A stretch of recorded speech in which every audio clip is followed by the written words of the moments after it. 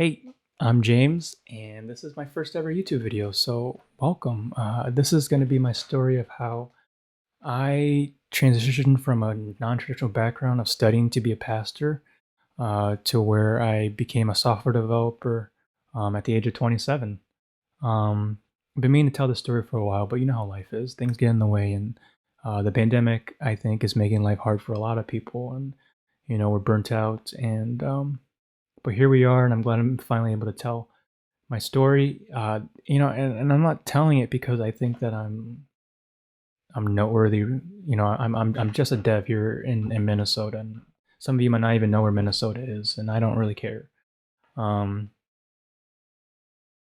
and I don't think I'm unique, but I'm telling a story because I think there are two types of people out there, who might be watching this, and I think maybe one, you are already learning the code and you're either struggling to know what to do next, or you're struggling to even want to keep going on because let's be frank, learning to code is hard, right? There's very few things like it. You're learning to you're rewiring your brain on a daily basis.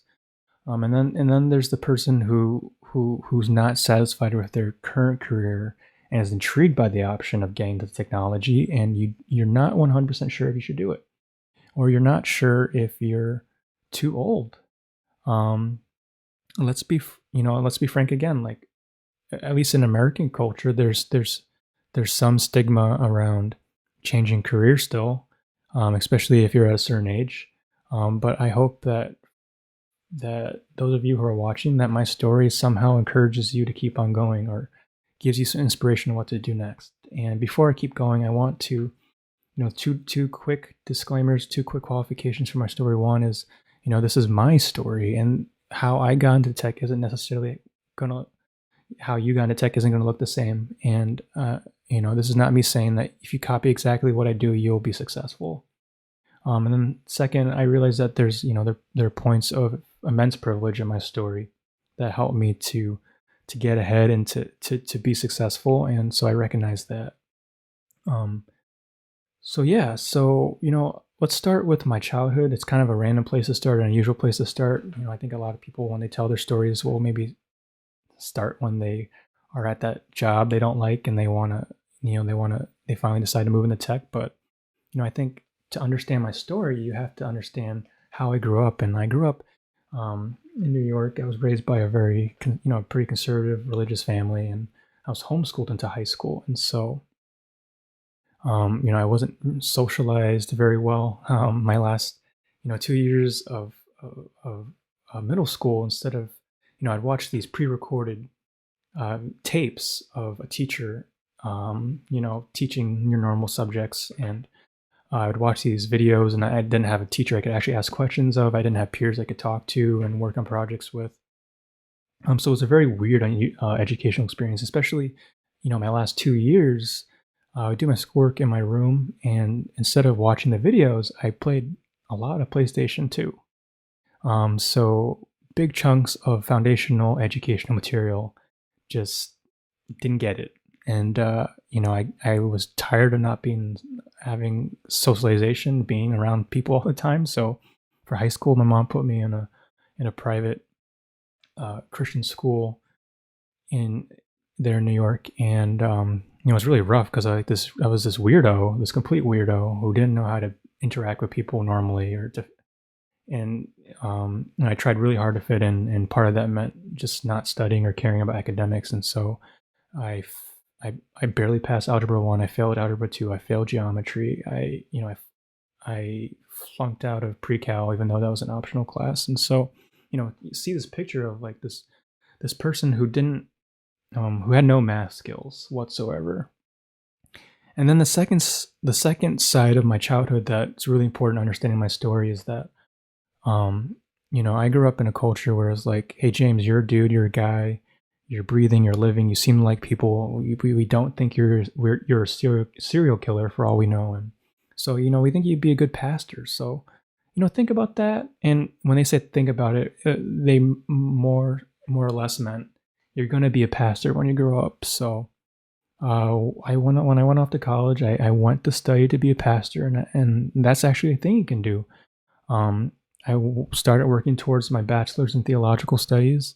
Um, and I had a lot of opportunities to speak in public and uh, to preach sermons, and I had a lot of affirmation from my peers and people who had a lot of experience in ministry tell me that I had a future, that I was going to be very successful. And so I graduated. I moved to Minnesota to be with my girlfriend and my now wife because she's from Minnesota. Um, and I just got a job working in medical insurance because I just needed to be able to pay my rent and eat. Um, and then I started interning at a church in the area under this pastor, and things were going well. But then at some point, things fell apart, and honestly, it wasn't my fault. And I got disillusioned in terms of just like, what was I supposed to be doing in my life?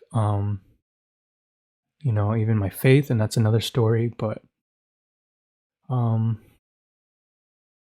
there's kind of a joke in the circles, the really small niche of people who are studying to be pastors, that if you don't become a pastor, you're going to spend the rest of your life working as a coffee barista.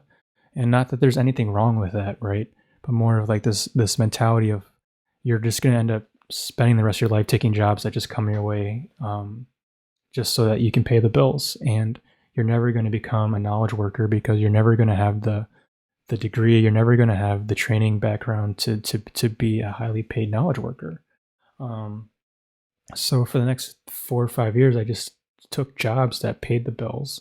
Medical insurance. I made air filters in a factory. The last 3 years, I sold insurance, and I managed an insurance agency. And the last year, and it was fall of 2018, is when I was just completely miserable, just wondering, is this what I'm going to be doing the rest of my life? Am I going to be listening to customers complain about their insurance rates going up $1 a month until I'm 55 or 60 or however old?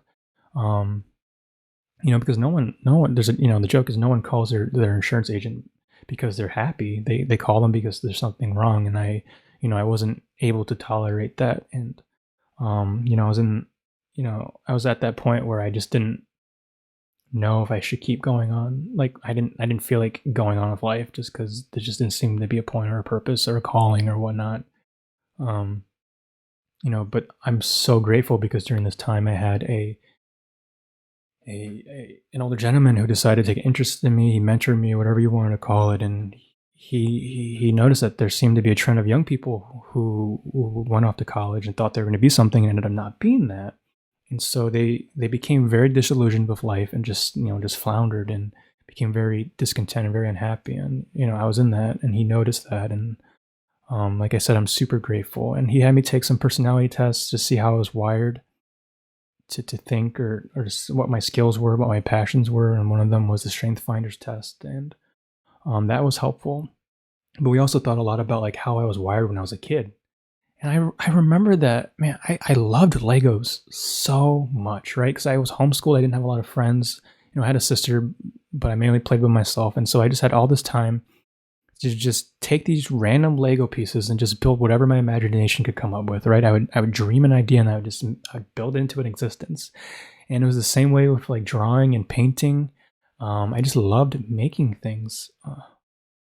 And I lost sight of that during high school because just being creative wasn't the cool thing to do. And I lost sight of it, as an adult. But I remembered, I started remembering that's how I was wired. And I started trying to think of careers where I could, get into something where I was making things. And I started, coding appeared to be something that was like adult Legos.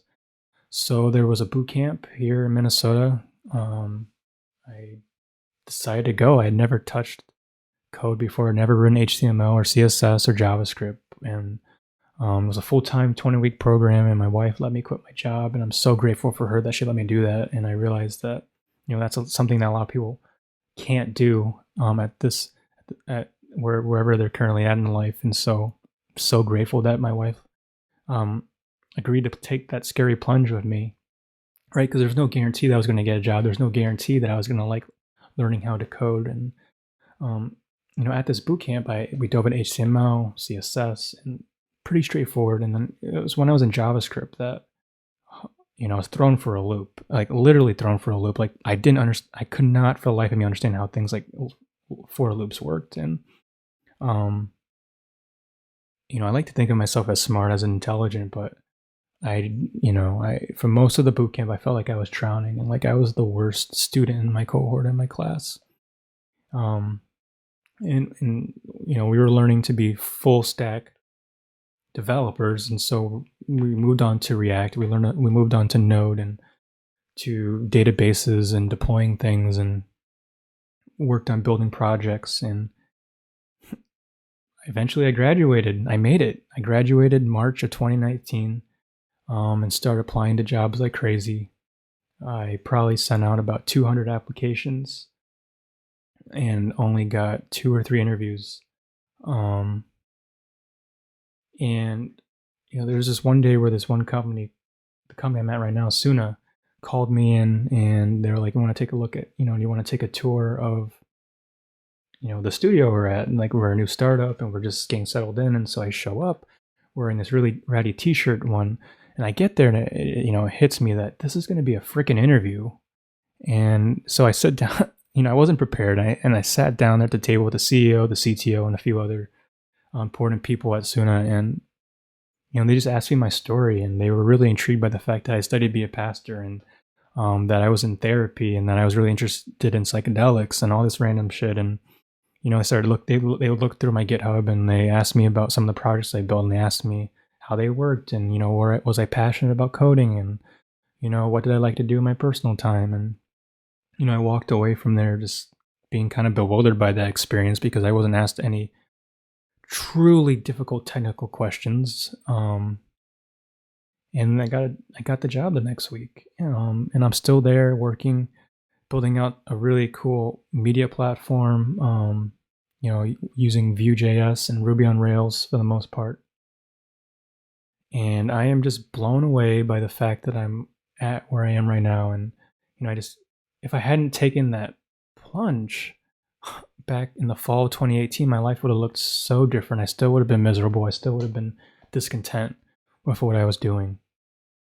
And so, to close the video out, I don't have that, I'll be creating more videos to talk about what the experience was like, to go deeper into like how I prepared and what I learned specifically, and like each technology and whatnot.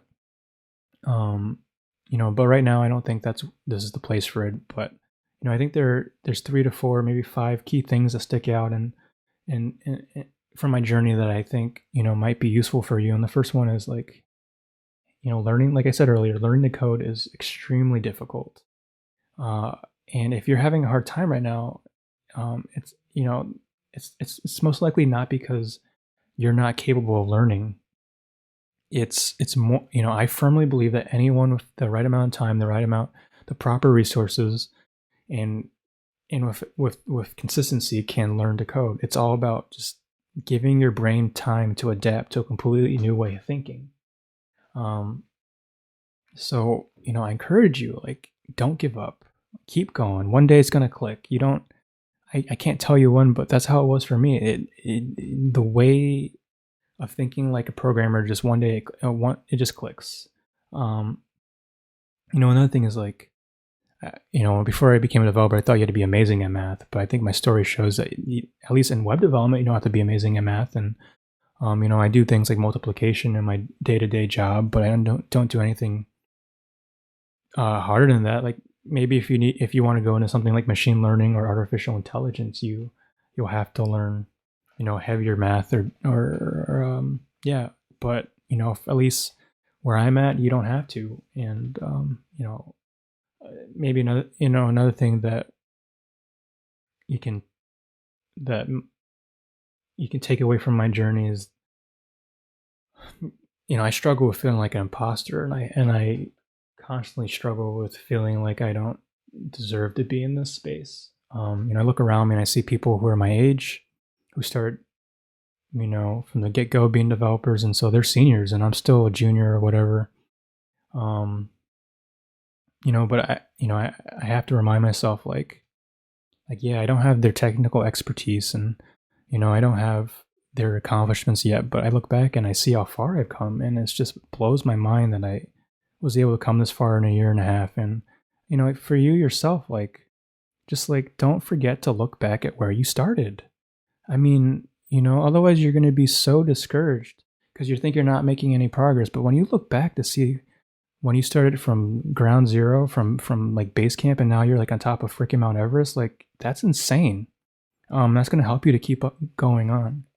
And another thing that's helped me is just like to talk to people that I respect in this field and admire, whether it's my manager or senior engineering leaders or senior devs on Twitter. Is just I'm open and raw and authentic with them about like I don't feel like I belong and I don't feel like I'm technical enough, and you'll hear so many of them respond with like, hey, I still feel the same way. So I think that's powerful. It's just remembering that the people that you look up to, their lives aren't perfect and they have their own battles, and we're all trying to get through, and just we're all trying to be there for each other.